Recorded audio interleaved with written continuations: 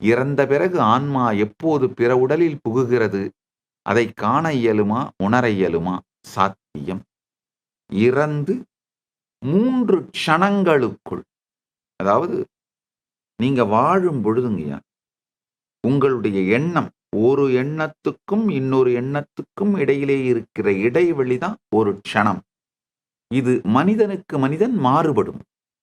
வாழும் பொழுதே பரமசாந்தத்திலே சமாதி பழகி ஒரு எண்ணத்துக்கும் இன்னொரு எண்ணத்துக்கும் இடையிலே இருக்கின்ற இடைவெளி 1 மணி நேரம் 2 மணி நேரம் என்று மாற்றி யோகியாக இருப்பவன் இறந்த பிறகும், உடலை விட்ட பிறகும் அதே பரமசாந்த நிலையில் இருந்து தனக்கு தேவையான சரியான இடத்திலே சரியான உடலை பெற்று அந்த உடலுக்குள் நுழைவார்.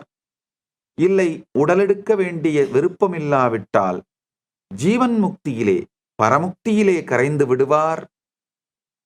ஒருவேளை வாழும் பொழுது பரபரப்போடும் அமைதியின்மையிலும் எஜிடேட்டடா எண்ட்லெஸ் டிஸ்ட்ராக்ஷன்ல வாழ்ந்தவராக இருந்தால் அதே வேகத்தோடு உடலை விட்ட பிறகும் 3 க்ஷணத்திற்குள் அடுத்த உடலை எடுத்து விடுவார்.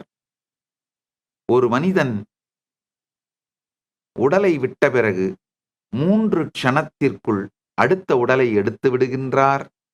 இதை சமாதி பழகும் அன்பர்கள், 3வது கண் விழிப்படைந்த அன்பர்கள் நிச்சயமாக காண இயலும், உணரவும் இயலும். உங்களுடைய 13வது கேள்வி, பரமசிவமே, நீயே நானாகும் நிலையை அடைந்தவனே, பிறர் அதே நிலையை அடைய உதவ முடியுமா?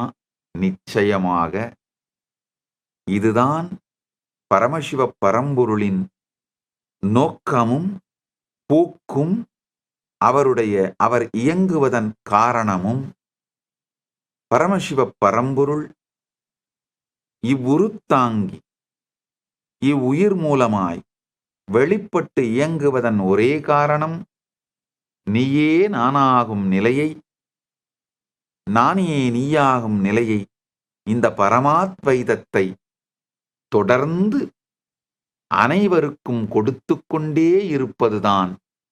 அதை கொடுக்கவும் அதற்கான தீட்சையையும் சக்தி பாதத்தையும் சக்தினி பாதத்தையும் அளிப்பதைத்தான் பெருமான் தொடர்ந்து இவ்வடிவு மூலம், இந்த வெளிப்பாட்டின் மூலம் செய்து கொண்டே இருக்கின்றார்.